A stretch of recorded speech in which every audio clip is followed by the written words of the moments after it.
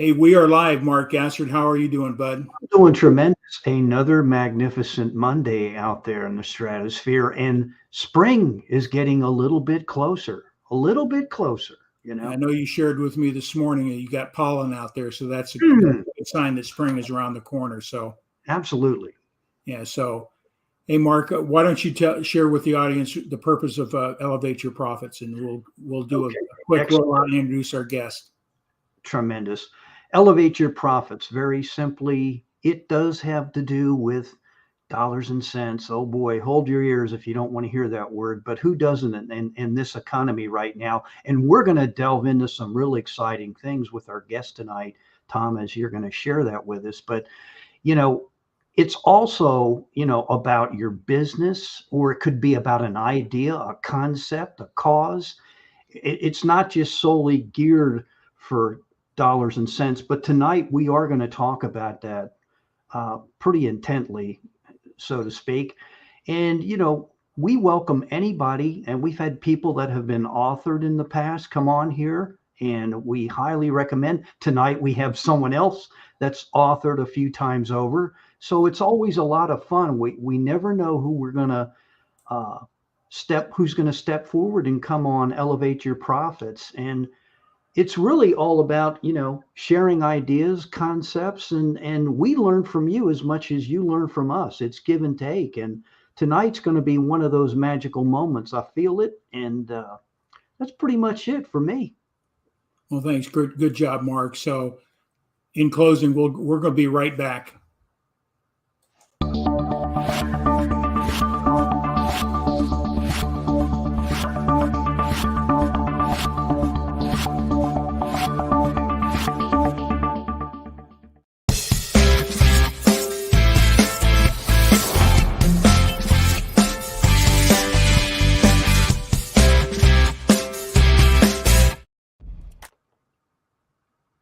Hey, we're back. We are back. I was going to play our core.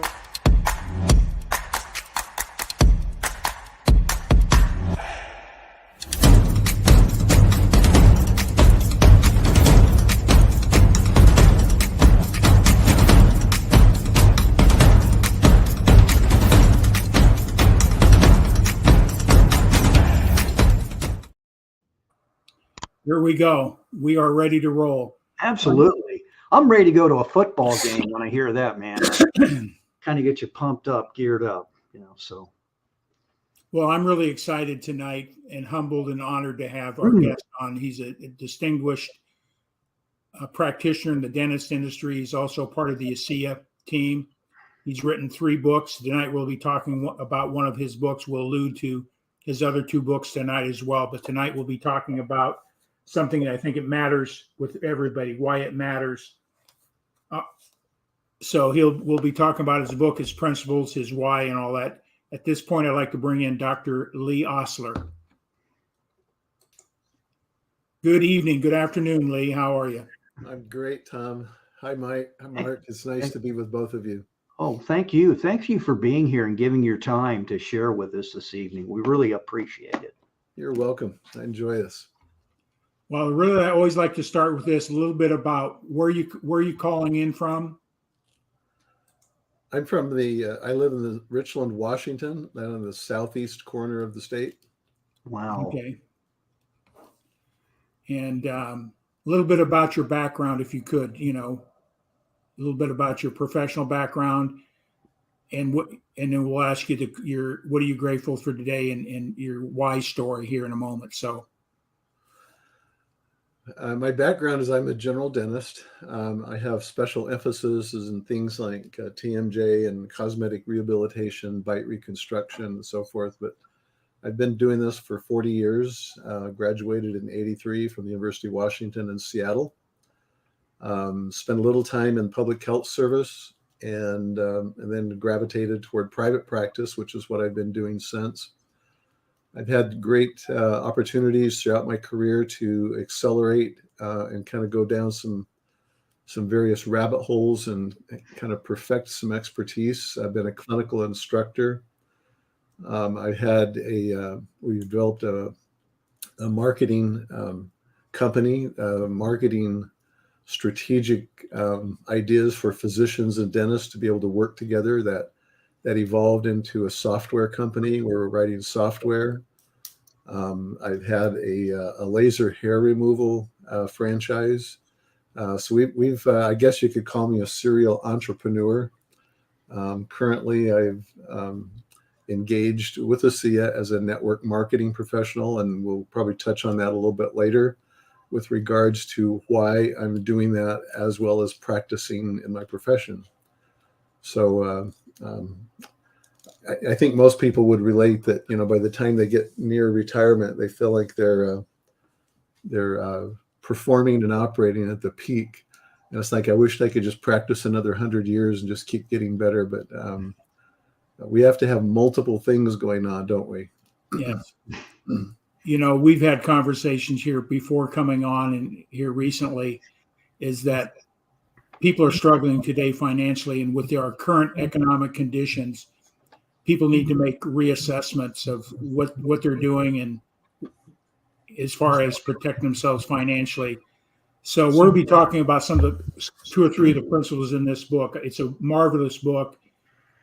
It's something I've been coaching for years and encouraging people to have the side gig and to minimize risk to themselves financially by having that extra stream of income. So Mark and I have been promoting MSI, multiple streams of income, Robert Kiyosaki principles for years, and I've been involved in that personally myself. So tonight, hopefully what you'll do is be able to bring people to start asking those. I believe questions are the most important thing. Start questioning what you're doing and why you do what you do, and what are the solutions to potential risks that we have financially. So with that all said, we're going to move right into your book. I like to always start the meetings out with this. What are you grateful for today? Yeah, I'm grateful for opportunity. And I'm grateful for the ability to choose, for, the principle of agency. Sometimes people get stuck, or they get thinking that they have no options, that they're in a corner or a cul-de-sac. And I'm really grateful that the human condition allows us to think about our thoughts, and to evaluate, where we're at, and make decisions that we can be about making a difference. We can improve our own lives, and I think that's in part, what this whole discussion will be about, is how do we help other people.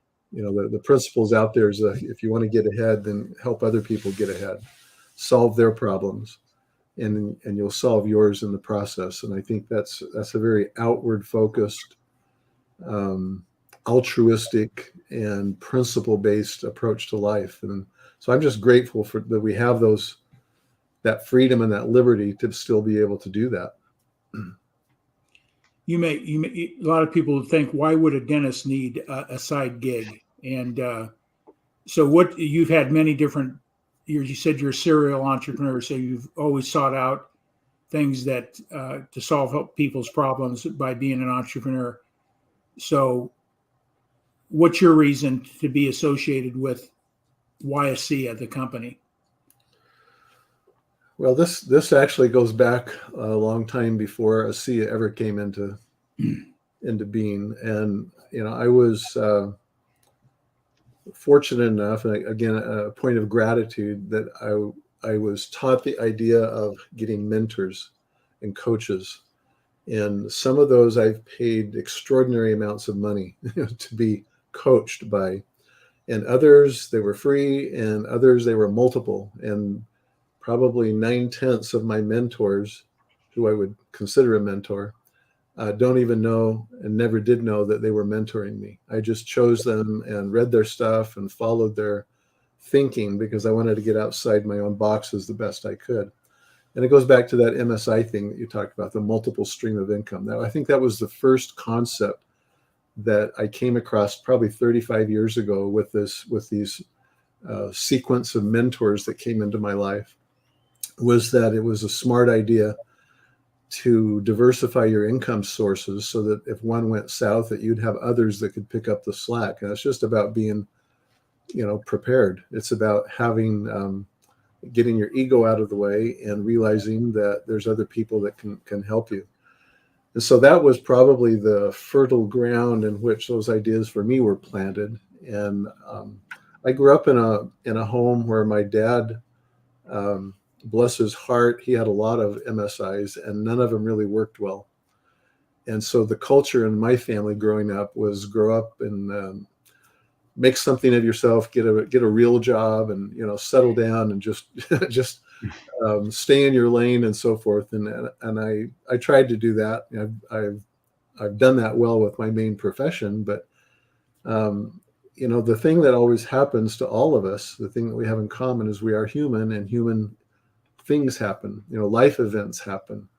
You have family, or you have situations, or you have economic things that occur in your life that you're not in control of. If we were all in control of everything about our lives, we'd all be rich and famous, but we're not in control. And so we have to have some element of preparation, minded thinking going on to say, well, how do we create this multiplicity of income streams, or, and that doesn't mean hundreds, it just means more than one at least, right? Yeah. And then the elevation from there to say, well, if I'm going to do that, what's the best, smartest way to do that? How do I leverage my time? How do I leverage my efforts so I can get the most out of what I'm doing? I didn't want second jobs. I wanted to, again, multiply my energies and my efforts by having some things that were passive, some things that I could employ other people to perform to my benefit and theirs. And that's when I came into network marketing like 20 some odd years ago. I reluctantly got into it, and it actually turned out really well, but it was something I had passion for. It was a health related thing, and actually made a little bit of money at it. When that company imploded and went away, the income stream went away. And so I just kind of put it on the shelf. And the way I got into ASEA, just the side story, it wasn't because of the income side of it. It was because of what the product did that the company manufactured.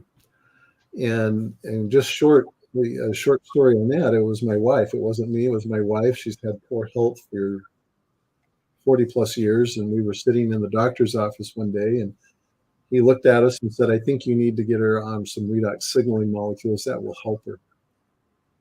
And I said, well, what is that? And he said, just go get some. And I go, but what is it? And he said, just Google it and get some. And that was all I knew about ASEA or redox or anything. I remembered it from some science classes, just the chemistry kind of stuff. But so I found some, we got some. She started using it, and about 2 days later, it was like flipping a switch. It's just like she came alive. And after 40 years, you kind of know what their pain is, what their trials are, and clearly something was different. And so that really wound up my intense little brain cells to say, I've got to figure out what this is, because there wasn't a lot out there about what it was, at least in the science side, to my satisfaction. So I started doing what I'd been doing for 10 years. I'm a past president for the American Academy for Oral Systemic Health. And in that arena, I had done a lot of research. I'd written several books. And so I just I used those skills and repurposed them and started diving into the literature to figure out what redox signaling was about, that this company was purporting. And some physicians would approach me and say, well, what is it? Just, let us have your bibliography. Better yet, why don't you just write a book or two, and then we can just read that. We don't have to go and do our own research. And anyway, one thing led to the next, and 2 books came out of all that, Redox Matters and Healthy Matters. And 3 or 4 years later into this now, it's like I just settled the science. It's like I understood the science. Nobody has an advantage on me with regards to the science, because I really do understand it. I believe I paid that price. And so my attention shifted, and I started to realize, this was a couple years ago, I started to realize things were changing around us. And this model of moving products to consumers through networked affiliations really started to re-intrigue me again. I started to look seriously at it one more time to try and understand why did this company do this, and why should I, as a dentist, join them? You know, I've got a good profession to practice. I've got these other things going on. Why would I want to do something like this? And so these same principles of be better prepared, be more diversified, have additional income streams, do something that I love, something that I'm passionate about, something that helps me and others. It all just kind of came full circle, and I realized that we're getting hammered. And in March of 2020, I happened to be in one of those states where the governor is very proactive to protect us, and in doing so, he shut my practice down, as well as, you know, all practices. At least we were deemed in dentistry as non-essential across the country, and so every dental practice in the country was shut down. And I sat there for 2 months without income. And you're thinking, you know, maybe I'll survive, maybe I won't. I'm glad there were some bailouts. You know, the majority of dental practices across the country needed those, some more than others.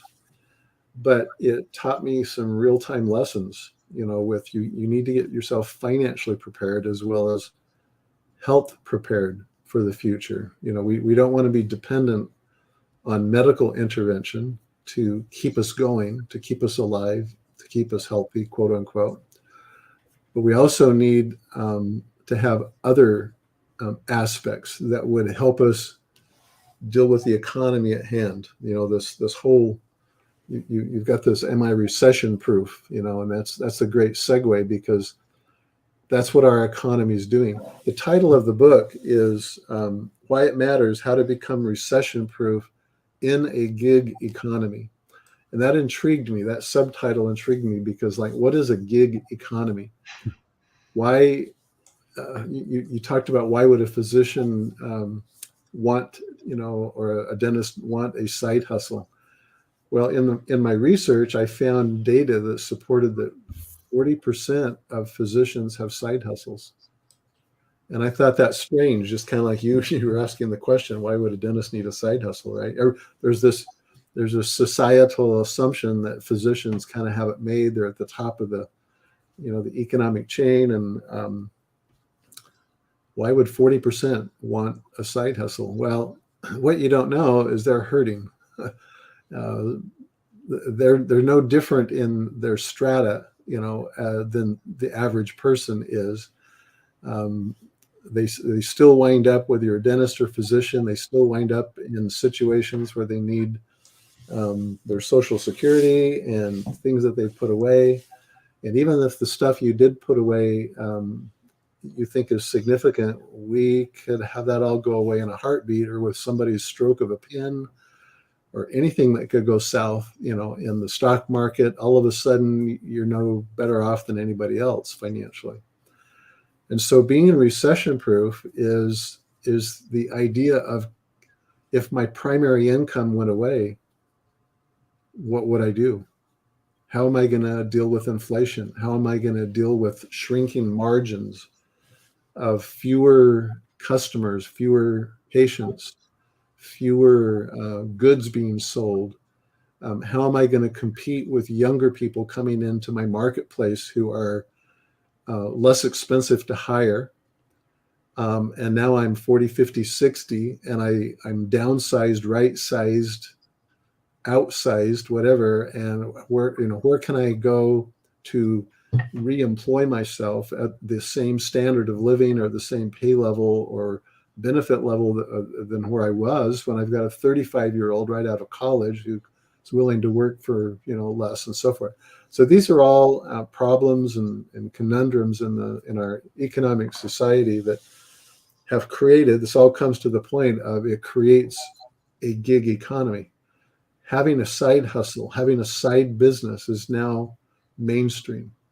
And I've seen studies done that show that by, you know, 2030 even, 70 to 80% of the people are going to have some source of income on the side. And much of that is going to become their main gig. It will replace that. I think I read a statistic that said 60% of the millennials, the people under 35 or wherever that cutoff, the new employees, or the new force entering the marketplace, 60% are not wanting to be employed by, as they call it, the man. They're wanting to be self-employed. They want their own gig. And so this is shifting, and of course, technology is allowing us to do this so well. If we just took this idea of I'm hurting and I need some extra or want something extra, if we just kind of started with that and just said, well, what would I do? Would I take my hobby and try to monetize it, something I enjoy doing? Most of the time when you monetize a hobby and it becomes a job, it doesn't become enjoyable later because now you're obligated. You might take your expertise and say, well, I'll consult in that. And I'm like, that's okay. But you could you could bake bread for the neighbors and take in ironing or do consulting or do bookkeeping but all of that means you're trading time for dollars.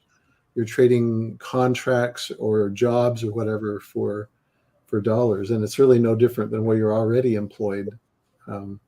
So that's why I like the networking model, is because it allows me to access, and this is why I joined ASEA in part, there's a $51 million infrastructure there that I didn't have to create.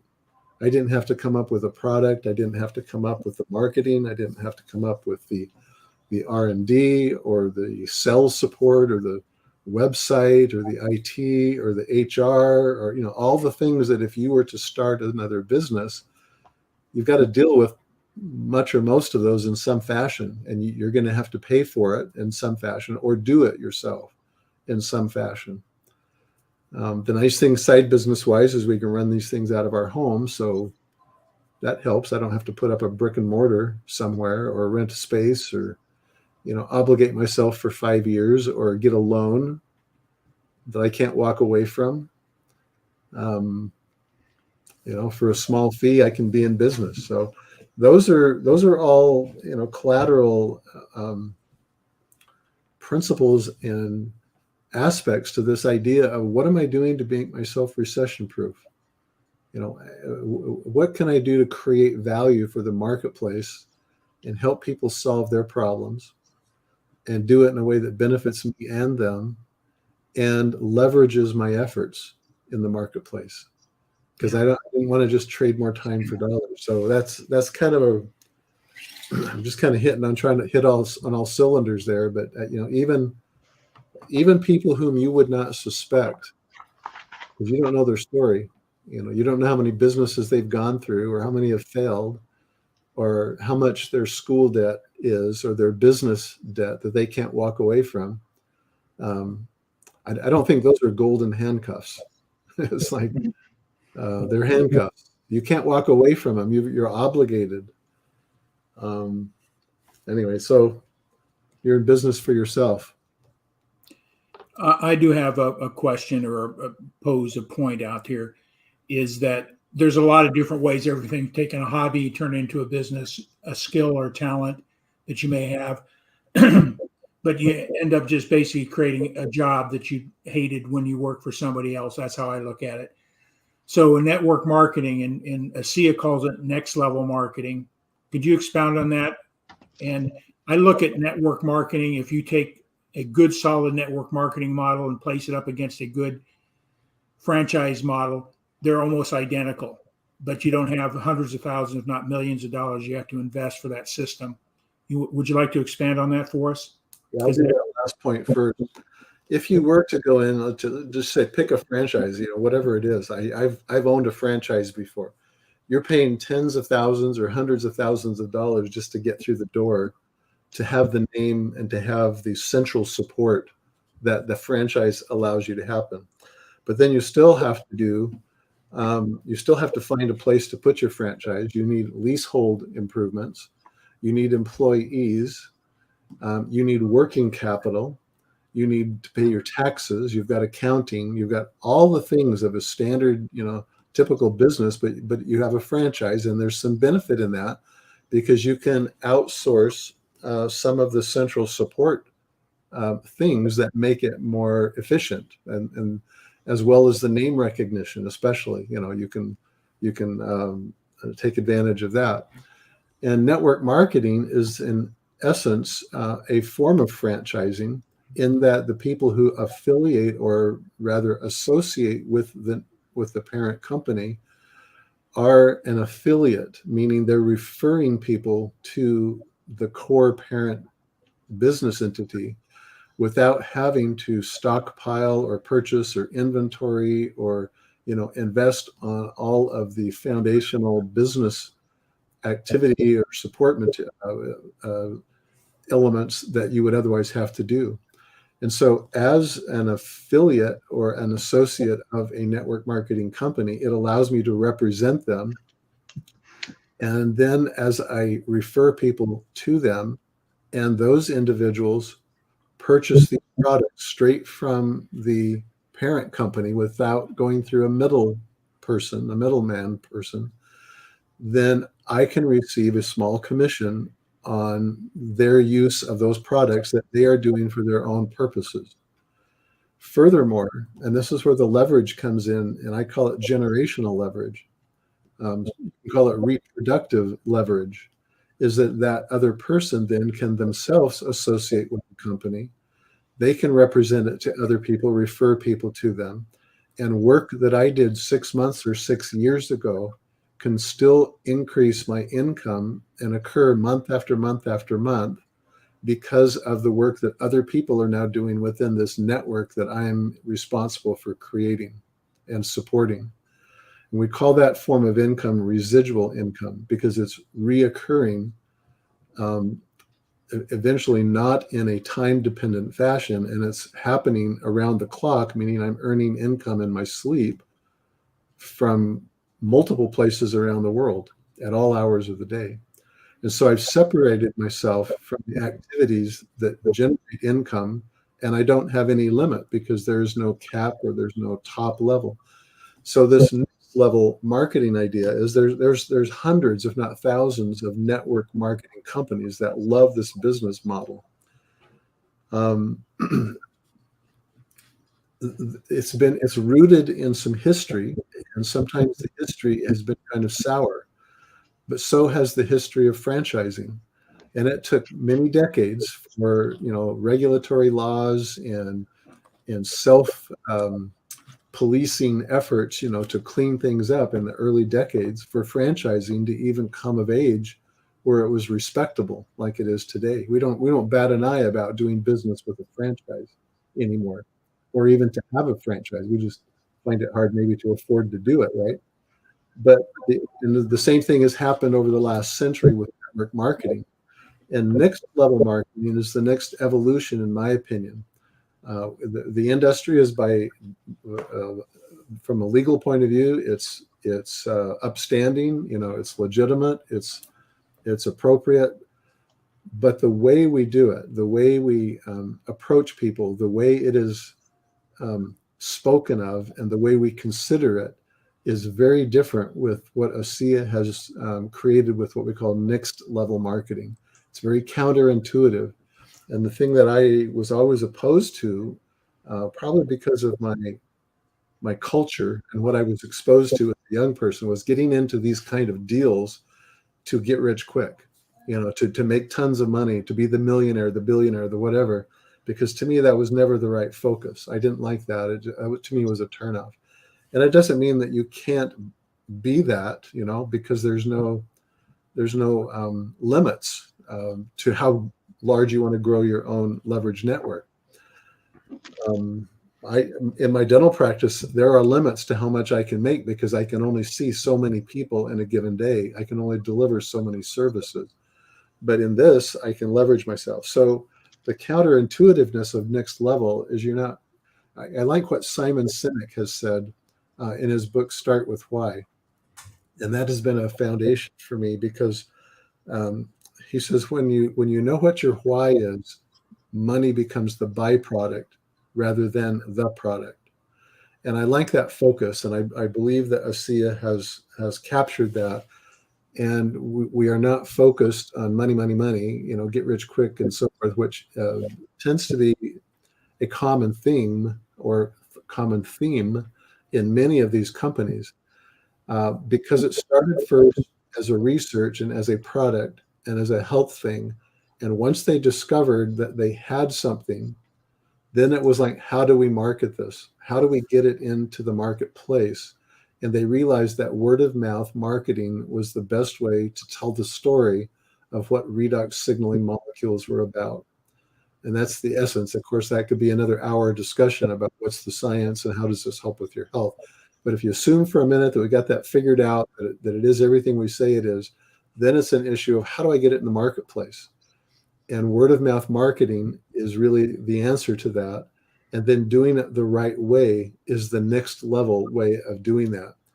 And the money takes care of itself because we're not focused on that. It's focused on other people, solving their problems, serving them. And when you do that, that counterintuitiveness, the gut knows when it's right. You feel it in your gut, and that's what next level marketing is. So I would recommend anybody watching this is like, if you're equivocating over what networking is about, approach it with a perspective of what next level represents and what it really means. Thanks, Lee. That's another reason I'm associated with ASEA is their approach to the marketplace, putting people before profits. Yes. You've got to be profitable in business to survive and be able to deliver your goods and services. So we can't take anything away from profits, but if you build people first, and that's what I love about this company, just like I have no economic gain having you here, other than the fact we're branding what we do, Mark and I, but you're coming in as an ASEA associate to help two other ASEA associates get the word out. So we appreciate that. That's something that you don't see in a lot of organizations. Why should I help Mark and Tom when I don't have a benefit? This company goes beyond that. So I just want to commend you for what you're doing tonight here with that. Am I recession proof? There's a question posed there, and we've had some responses to it. And I am recession proof, but I believe we need to dive deeper into what that really means. I love what you did last Friday night in a similar program talking about the Rule 72. Could you expound on that? I know what it is coming from the financial service industry, but in relationship to your assets, will they grow at a rate to be able to support you long term? Is, I think, an area I'd like you to focus in on, the Rule 72. I'll do that with a little bit of a story, because this is, I write about my story in the book. And my story was with being a serial entrepreneur comes a lot of risk. That's just the real marketplace. And some of my ideas were probably a decade ahead of their time. And it used a lot of my money to do that. And I'm sitting at 45, 50, whatever it was, 60, I don't know, at the time. And my co-host on the ASEA 5 is a stockbroker. And we were having this discussion, and he made the comment, he says, if you're 40, 45, and you don't have your retirement figured out, it's already too late. And I started this little back and forth with him, and like, no, it's not. I'm an entrepreneur. I'm a dentist. It's like, I can figure this out. I got plenty of time. And he said, no, you don't. And I go, yes, I do. And he goes, no, you don't. So finally I said, well, why? What, he was really adamant. And he goes, why? And he goes, because of the Rule of 72. And I didn't have a response. My arrogance went aside, and I thought, all right, maybe he's got something he can teach me. And I said, what's the Rule of 72? And he said, you just pull out your calculator, type in 72, and divide it by an interest rate. He said, I would suggest 6 because that's kind of a middle ground. It's not like a high 10% return, and it's not a low 2% CD, type of return. Just pick 6%. 72 divided by 6 is 12. That's the number of years it takes for your money to double. Whatever the number is, it takes that long for it to go from where it's at to double. And at 45, 57 is the first doubling, and 69 is the second doubling. So 12 years twice, or 24 years, is two periods of doubling. So if you started, and I'll just take $200,000 because there's kind of this average, it's 200 to 250,000 is an average number where the average person might have that in their retirement at about age 40 to 45. 200 doubled to twice is 800,000. So I'll be generous and I'll give you $1 million. I'll just round it off to $1 million. So at 6%, you're 200,000. Let's say it will grow to $1 million, and now you're 67, and you're going to retire. And 67 years old, 24 years from today. Now that means we've got 24 years of more inflation. So you've got to factor that into this. 24 years from now, you will have $1 million in an account at 6%. If we just kept the same 6%, which my stockbroker friend said, at that age is kind of dicey because you don't want your money exposed at 6% because that's not very safe if you can't afford to lose it. So you'll probably be choosing 2 to 3% at that point in your life, but just choose 6%. And 6% of $1 million is 60,000 a year divided by 12 is 5,000 a month. So 24 years from now, 67, if we just started with that assumption at age 45, you'll have a $5,000 a month income. Now you might have another $1,000 a month from Social Security or whatever government, surplus, and you may have whatever else is going on. But the question is, given your current state of your standard of living, because you know how much money you're earning and what you're spending, and most of us spend what we earn. So just whatever your income is, figure that's your standard of living. The question is, can you support your current standard of living or the one that you would want on $5,000 a month? Now, I don't know the answer for you or anybody else. I know for me that $5,000 a month, especially 24 years from now, isn't going to work. So clearly it brings you just by doing this rule of 72 calculation, brings you to a place where you're realizing it's not going to work. Jim, my friend, was right. He says, if you haven't got it figured out and you're 45, it's not going to happen. So what's the conclusion? You got to do something different. You need additional income streams. However you can make that happen. So that's just a quick kind of down and easy, simple, way of using the rule of 72 to factor where you're at. This is why we've always said you need to start when you're, 18 years old, to put several hundred or a few $1,000s a year away. Do that for, 8 or 10 years, and there's enough time left for it to keep doubling, that you'll wind up with something. And that's kind of back when $1 million meant something in a retirement. And today you need $2 to $4 to $8 million if you're even going to hope to have a $5,000 or $10,000 a month standard of living, again, 20 years from now. So very good points, because I think we need to make those assessments, deeper than just on the surface. I'm recession proof. I've got it all handled, but really take a look at your numbers and calculate that out. And will it support you by using straight analytical numbers? And it'll shock you, is that we've never been schooled on principles of money, how money works and how those type of things. So the rule 72 is a very powerful principle. But now let's blend them together, Tom and Mark. Let's take that principle and now think of the asset equivalency. Yeah, I was going to just move to that. Because we've got network marketing. We're doing something. We're doing a side hustle. Okay. We're doing this for the purpose of creating an income. So if I had that same $5,000 a month, what does it equal? Well, we just answered that question. It's the same as having $1 million in the bank earning 6%.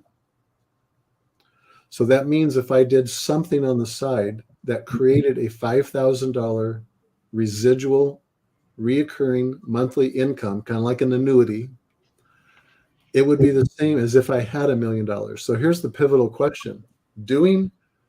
Starting right where you're at, doing what you're currently doing, because this is a comparative thing. Doing what you're currently doing, how long would it take you to put an extra $1 million in the bank doing what you're doing right now?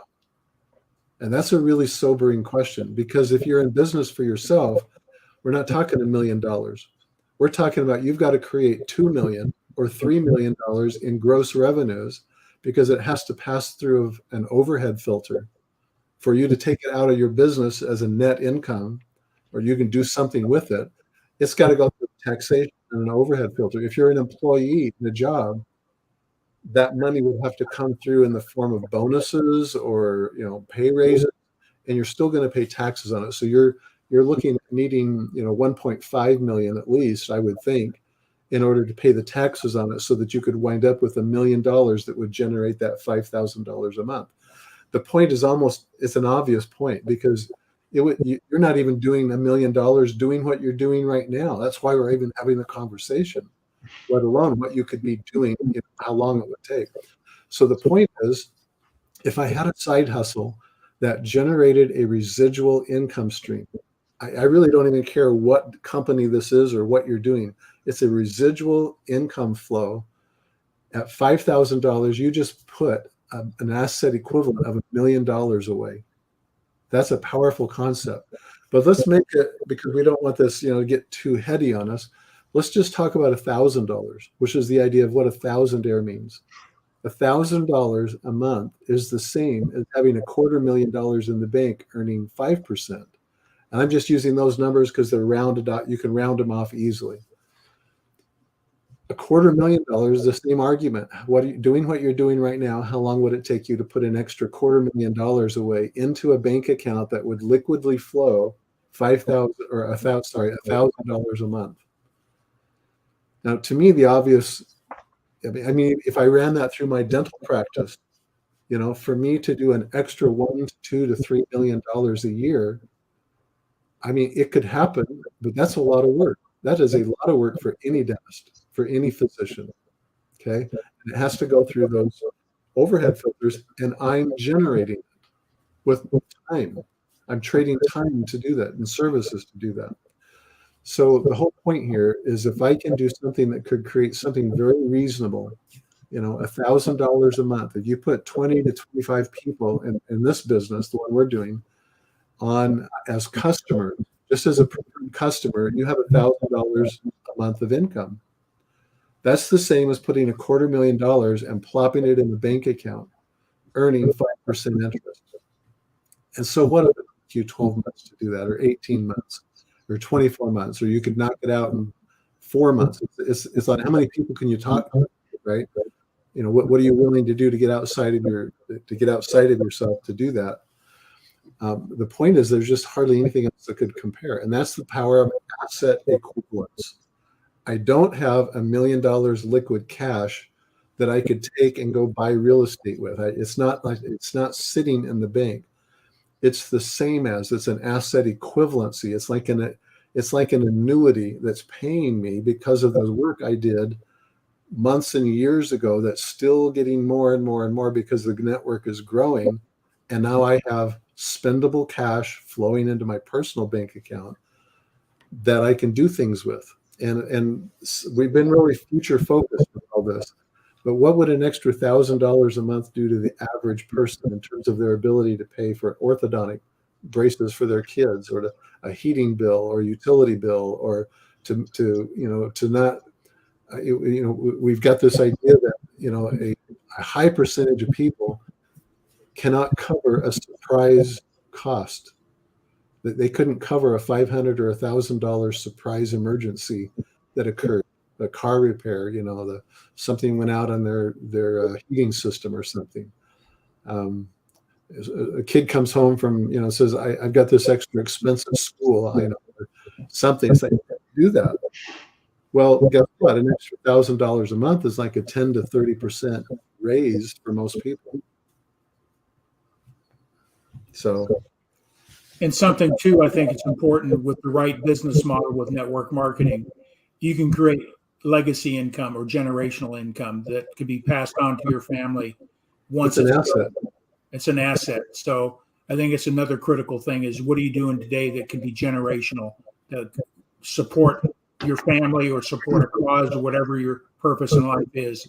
And that's another asset that I think has that whole principle has more value than we really think about if we think about it in more detail. So Yeah, and so that's the whole concept of why, if you back to that first question of why would anyone do this? I mean, we could be facetious and say why not, but to be real about it, it's like the economy is hurting. If you haven't figured out how you're going to survive a loss of income, or if you haven't figured out how you're going to survive financially, what would happen if you survived a heart attack, if you survived a stroke, if you survived a dementia diagnosis in your family, and now that's going on, and you've got all the support care needed, to do that? These financial services people, and Tom, maybe this was you. I don't know exactly the brand of financial services you were doing, but if you had some investments out there in the stock market or real estate or whatever, and suddenly your home got swept away in the flood, or your business went under, or you got fired, or you had a heart attack and you were disabled, or a stroke and half your body's paralyzed, right? And you can't work, your income goes away, you're going to start taking apart your investments. You're going to start premature withdrawals that will put you in withdrawal probably, but you're going to be going through that. And guess what? You can't get the time back that it took to build that. You don't have enough time left. And that's the point. What are you going to do? And it's another sad thing is that people start seeing that on a monthly basis because the average family has less than 500 discretionary income. Right. And that's being eroded by the cost of eggs and everything else that every time we turn around, we're paying another 15% more for those same goods and services. So I guess what I would say with that is I sort of got lost. My brain sort of went foggy, but it's a critical thing to have that strategy and assess where you're at, what you're doing, and will it meet your needs long term, immediately as well as long term. What I was going to allude to is that a lot of people are short, so they end up spending 24 to 30% of next year's income on credit cards. So they use that to support their lifestyle, to cover those needs, emergencies, but they're spending 20 to 30% of the next year's income in interest. So that just spirals that recession process down. So there's a place for debt to be used properly with proper leverage, but for just day-to-day spending, it's not a thing to do. So yeah, so my plea with people is like these exercises are about become aware of what's happening. If you're not awake, you need to get waked up. It's different. Wake up. You need to get waked up. You need to become awake as to what's going on. If you aren't reading the news headlines, if you aren't understanding the gravity of what's going on out there and how it is and will and continue to impact you at a personal level, you need to change. You need to wake up, and then you need to say, well, then what can I do? And you've got lots of options. You can take in the ironing of the neighborhood and do their ironing for them. You can walk their dog. You can do their taxes. I mean, there's a lot of ways you can earn extra income. You can cut your expenses. You don't need to go out all the time to eat, and you can eat rice and beans once in a while and get a less expensive cut of meat. I mean, there's ways to cut your expenses as well. But once you come to that realization that you need to change, then you go, well, then I need additional income because I can change the balance sheet faster by adding income rather than cutting outgo.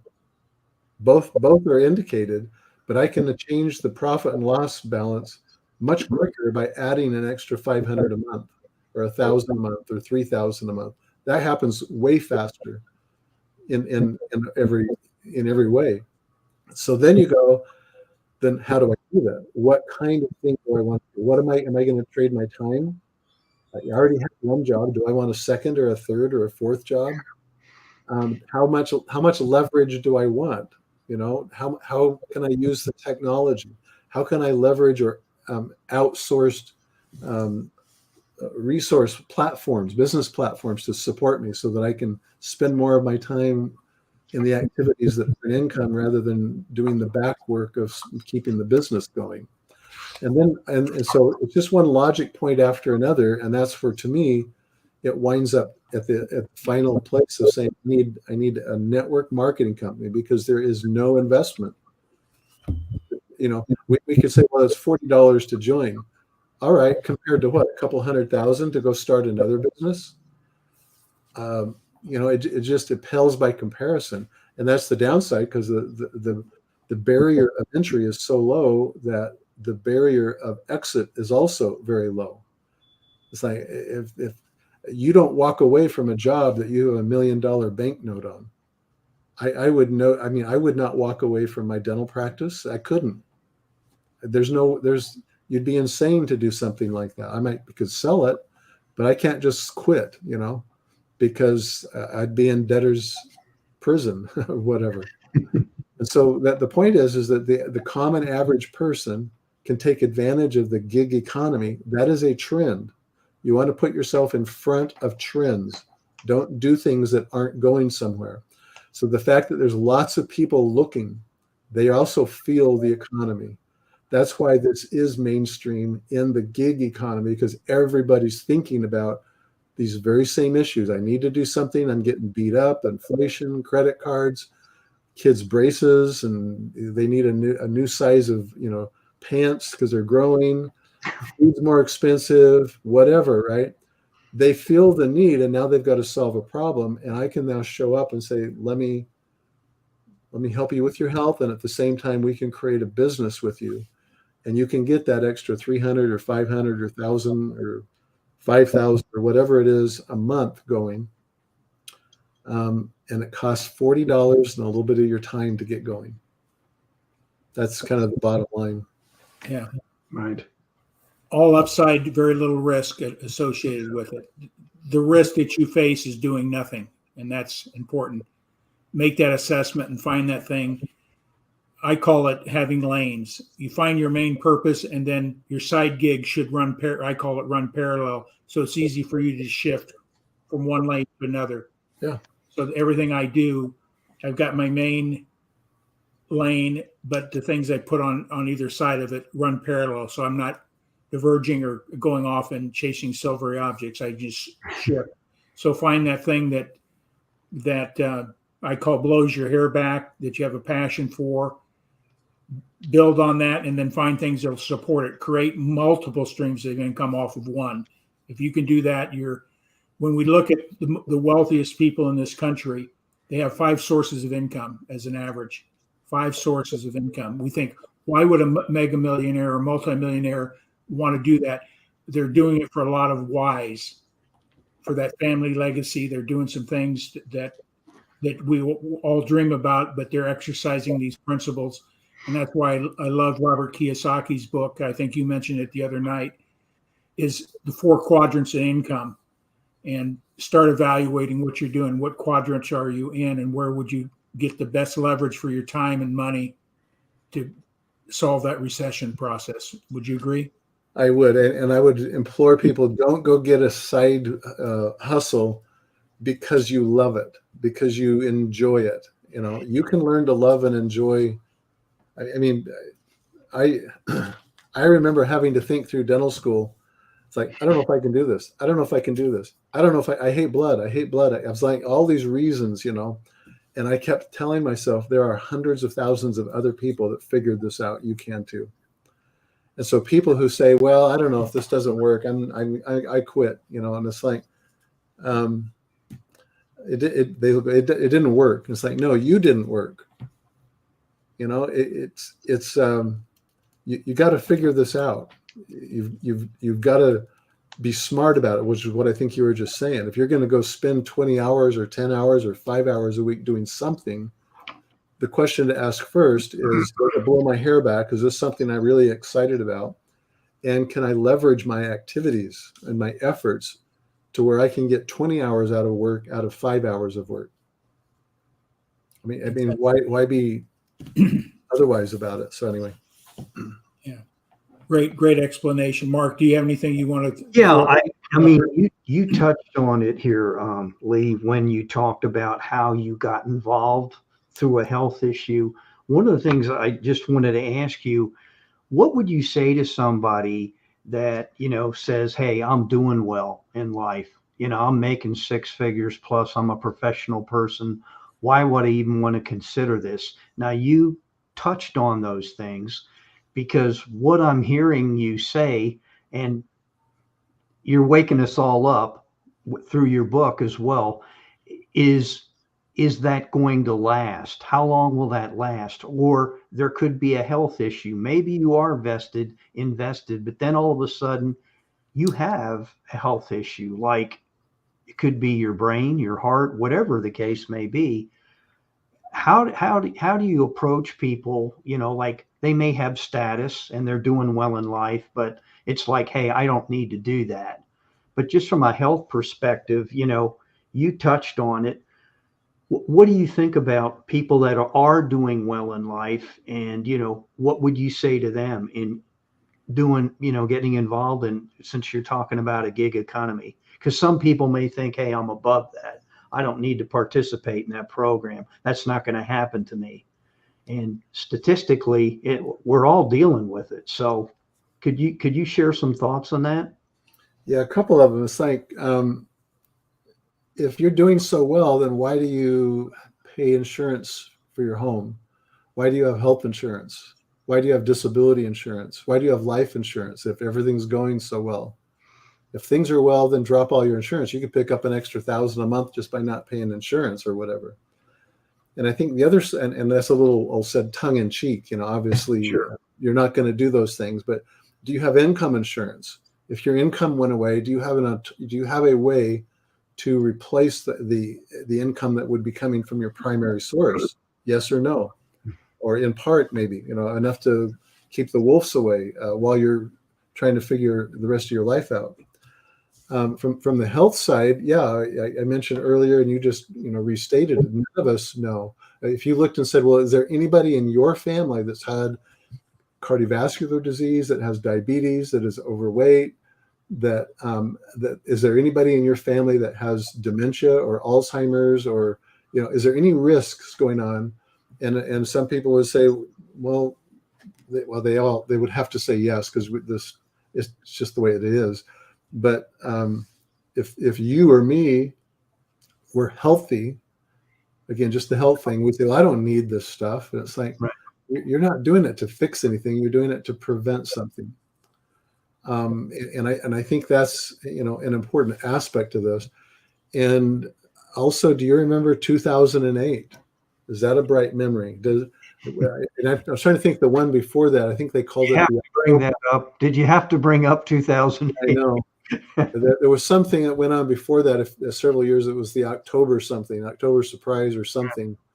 I remember talking to a stockbroker, financial guy at the time, and he said it was Monday morning and it hit, and he goes, overnight, with the stroke of, or the ding of a bell at Wall Street, he goes, we were poor, we were starting over.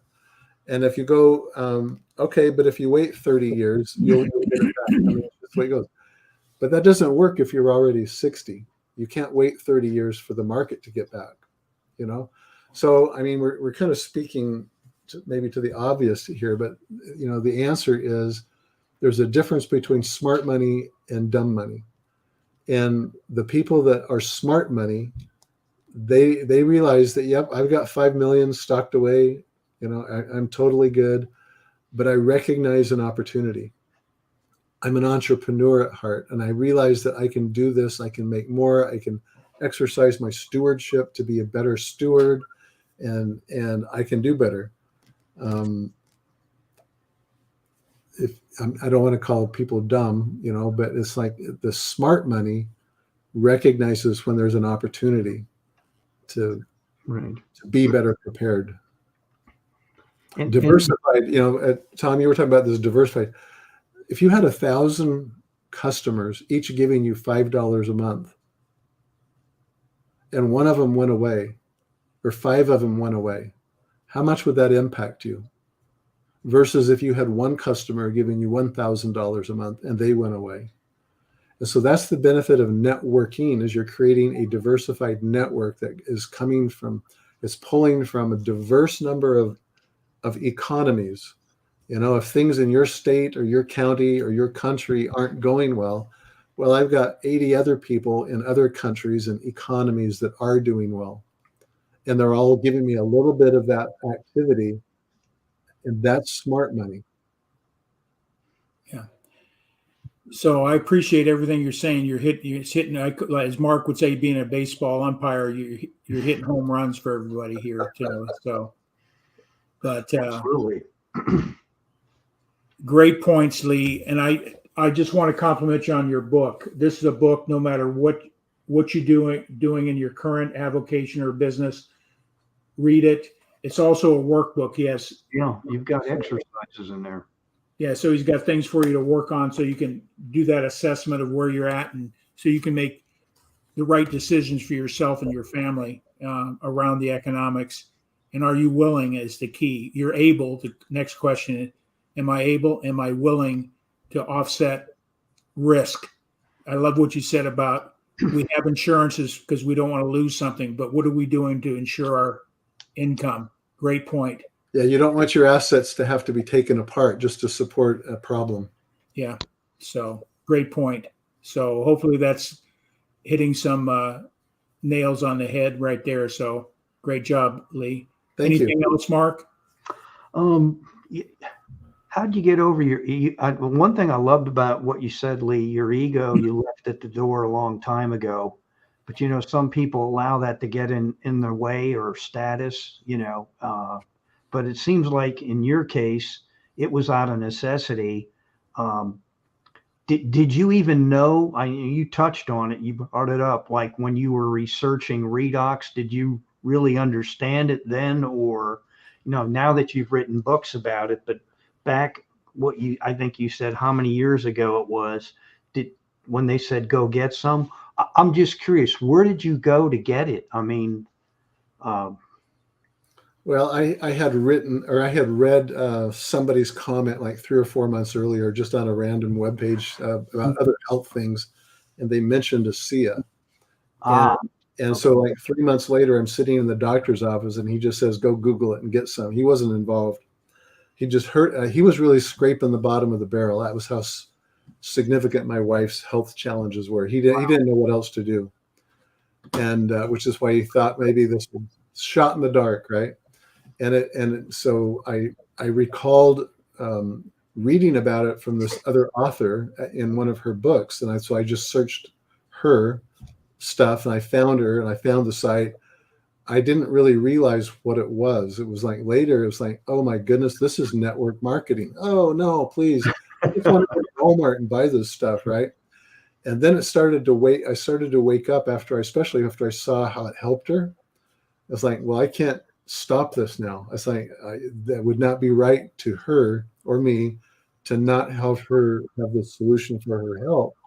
And that's when I started to look at the business side and think, well, if this is a network marketing business, I have to know that the science isn't going to be like a rug that goes out from underneath my feet. This has to be solid. And then when I got that down, I started to realize my only last objection here is that this is one of those things. Chicken bone in my throat. It just, can I really swallow this, right? Because after all, I am a dentist, right? I mean, it's like, it's like, go look at the front door of my building. That's my name's there, right? It's like, anyway, I had to deal with that, and everybody has to deal with that. And then these older mentors come, I could hear them saying, you need multiple streams of income. And I thought, well, maybe this is it. And so I dove into the business side, and I realized I realized, nobody's perfect, but I don't know how else to characterize this. I realized how pure this company was, how above the crowd they operate at, the integrity, their ethos, the way they think. This is legacy. They're not there to just churn a profit in 5 years and flip it to the next investor. They were like, no, we're in this so that your great grandchildren can inherit something from you. And I just, that is so refreshing to me. And so then I started to get my head around the machine, the model. This is a spreadsheet. If you put something in the top of the spreadsheet, it comes out the bottom. It's a widget when it goes in the top, but it's something when it comes out. And I realized if you have the right company with the right leadership, with the right ethos, with the right product, and you put all that together in a word of mouth marketing model that grows and grows, and you've got this gig economy pushing it, like people need these solutions, you can't really lose. You just have to get your own head out of the way. And that's been, maybe writing the book was my own therapy, for getting my head out of the way. But it is so solid, it is just so wonderful. It's so refreshing, because you bring your ego to this and you're going to lose. This is about math. It's a mathematical equation. And that's what I like about it. It's no respecter of persons. Awesome. Thank you. So Lee, we're honored and humbled to have you here tonight. You did an excellent job on that. And there's, scrolling across the bottom, Redox Matters. That's where they can learn more about what your other two books and this book as well. We encourage anybody out there to get this book. It'll give you a roadmap to help you make a decision would be best for you and your family. So I encourage you to get it. So we're here to support you, Lee, just like you're here to support us. So yes, thanks much. I've enjoyed being with you. I love what you're doing, and wish you well in your journey as well. Thank you. Thank you. So Mark, we're going to put Lee back in the green room. Enjoy all the blue M&Ms that you requested. Okay. Okay. All right. Hold tight.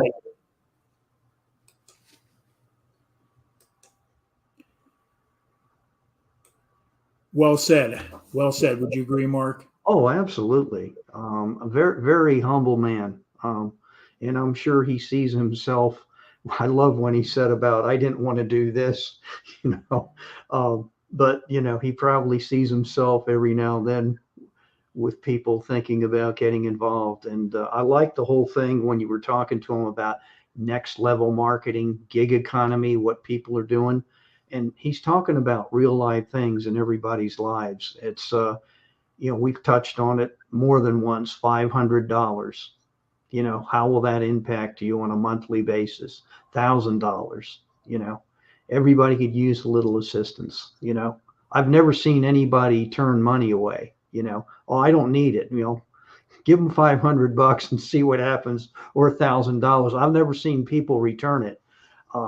Maybe you have, Tom, but I haven't. So I've heard people make that statement, but when they get the money in hand, they don't give it back.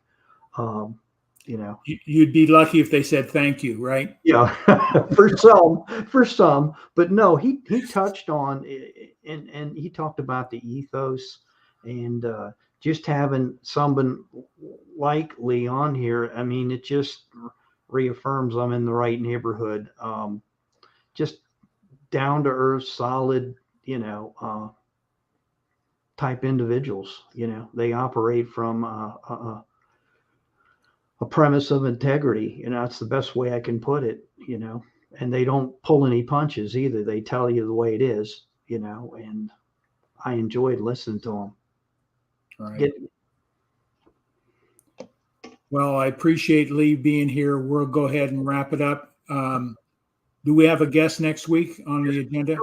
Mr. Ernest Odell will be joining us next week, and he's quite the talker. And he'll be talking about his gig mentality and what he's doing, and he's going to share, his views, his opinions, and his process, so to speak.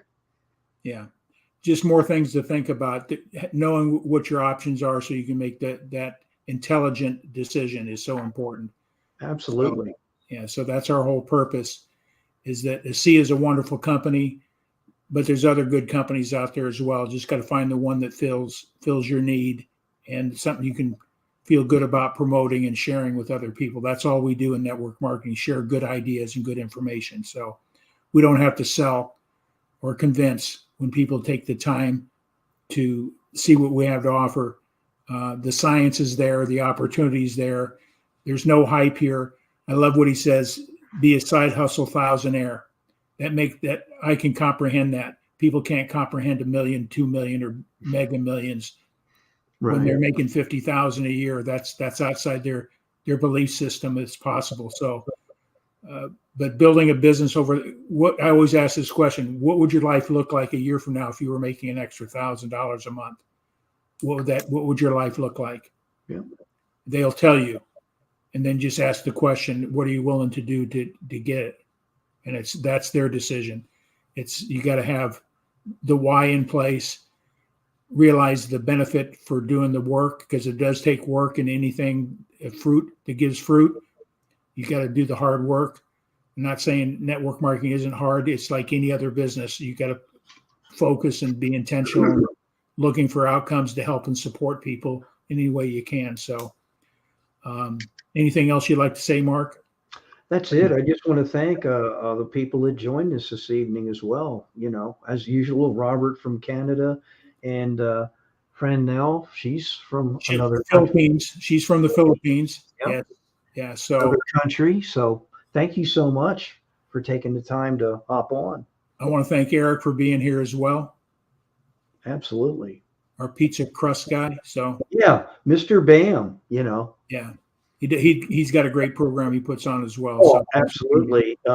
You talking about the locker penalty box? Yeah, the penalty box. Yes. Yeah. So I always think of the locker room when I see his event. And Eric, if I could, I'd watch the whole thing. I hop on real quick and watch, and then I got to go do my thing and get back on the phone. But yeah, check out Eric's program as well. Yeah. Penalty box. Good things. Okay. So we got Ernest Odell coming on next week. That'll be another great eye opener of what he's done in the area of technology.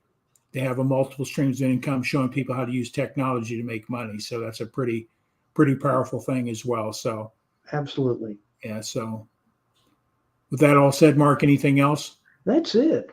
Well, we'll close out with our brand closing video here. It's